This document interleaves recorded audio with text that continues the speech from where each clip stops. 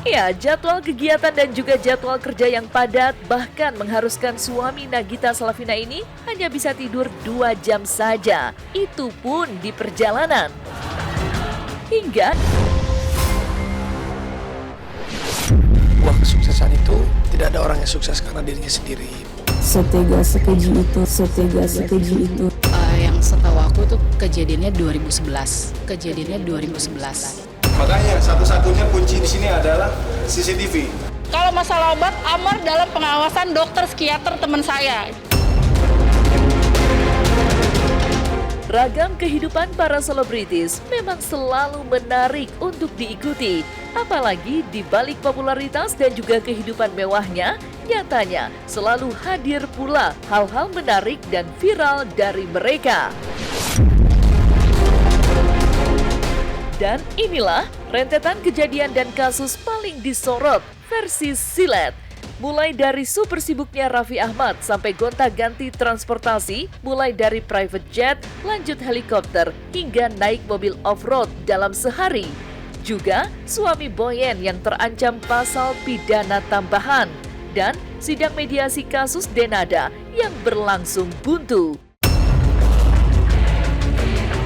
Super sibuk, Raffi Ahmad naik private jet, naik helikopter, lanjut naik mobil off-road demi survei tanah di Bali Utara. Benarkah Raffi mau beli tanah dan akan membangun hotel? Sorotan yang kini tak henti-henti menyasar ternyata tak mengurangi aktivitas seorang Raffi Ahmad yang juga menyandang status bergengsi sebagai utusan khusus Presiden. Ya, jadwal kegiatan dan juga jadwal kerja yang padat bahkan mengharuskan suami Nagita Slavina ini hanya bisa tidur 2 jam saja. Itu pun di perjalanan. Hingga ia pun selalu memakai kacamata untuk menutupi mata ngantuknya. Lihat saja sibuknya Raffi saat berkunjung ke Bali Utara, mulai dari naik private jet, kemudian lanjut naik helikopter, lanjut lagi naik mobil off-road karena harus melewati kondisi perbukitan. Ia ditemani sahabatnya Aji Krishna. Raffi ternyata tengah survei tanah di perbukitan wilayah Bali Utara, tempat kelahiran Aji. Lalu benarkah Raffi berencana membeli tanah dan juga akan membangun hotel mewah? Tidur hanya 2 jam, Raffi Ahmad tetap profesional seharian. Bertiga, libur. Lumayan tidur 2 jam. Agak, pagi pak. Ngantuk. Ada. Mata-mata gua kali kita ngantuk. Mau ikan pesawat tidur lumayan. Tidur jam berapa, Pi? Enggak. Berapa jam tidur, Pi? Berapa jam tidur? Tidur. Tapi kan di pesawat tidur kan? Baru 1,5 jam, tiga baru 2 jam nih. Tenang, kumpulin tenaga. Jalan-jalan, mau kemana nih Haji? Kita cek lokasi. Di Bali Utara, off-road dulu. Wow. Ini sebelah, masih ada sebelah. Gimana? Di sebelahnya, Ci. Mau nggak nyari berapa? Ya lihat dulu aja lah, kalau tertarik. Nah, di sini ada view-nya. Ini semua dapat view. Itu. View juga semua. Ini kan masih bawahnya. Oke, ini baru. Mantap.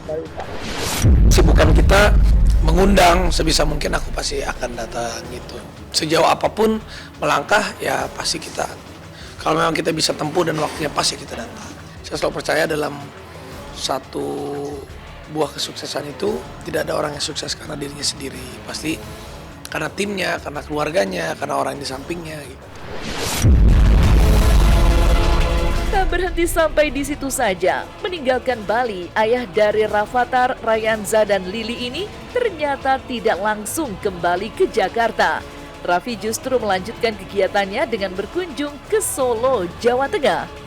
Habis lihat lokasi bersama Raffi, sekarang balik lagi ke bandara karena Raffi harus cabut cus ke Solo. Oke guys. Makasih. Terima kasih. Makasih. Ya sebenarnya tanggung jawabnya aja lebih banyak lagi, tanggung jawabnya lebih besar lagi. Tapi terkadang juga aku bisa memposisikan diri di mana memang saya sedang menjadi utusan presiden, di mana sedang menjalankan tugas negara, di mana masih juga sebagai entertainer, masih juga sebagai ayah, masih juga sebagai seorang suami. Buntut bantahan suami Boyen, kuasa hukum korban siapkan pasal baru. Ada indikasi pidana tambahan.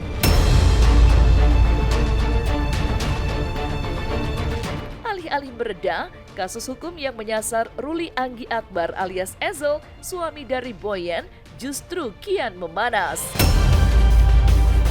Setelah kuasa hukum korban menilai muncul indikasi tindak pidana baru setelah Ezel memberikan klarifikasi dan bantahannya. Yang mengejutkan, tindak pidana baru itu justru berpotensi memantik ancaman hukum yang lebih berat dari laporan awal.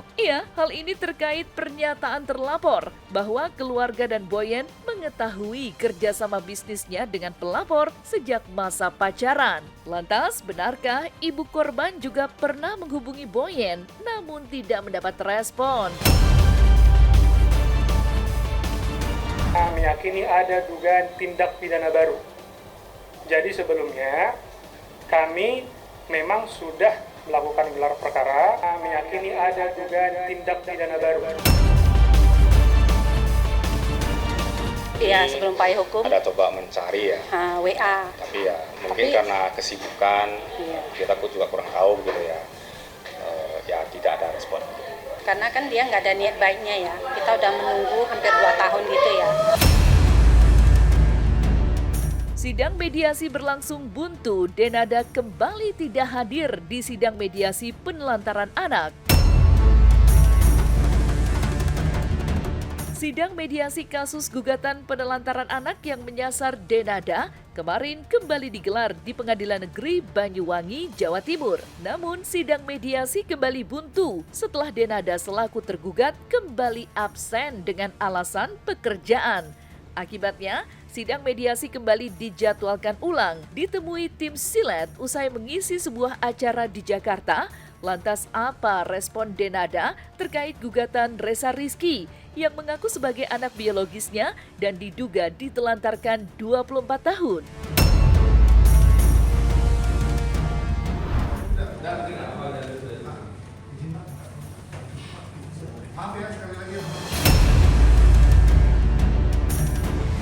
Mediasi kedua ini belum bisa terlaksana dengan baik karena prinsipal tidak dapat hadir, karena kebetulan masih sibuk dengan kegiatan syuting.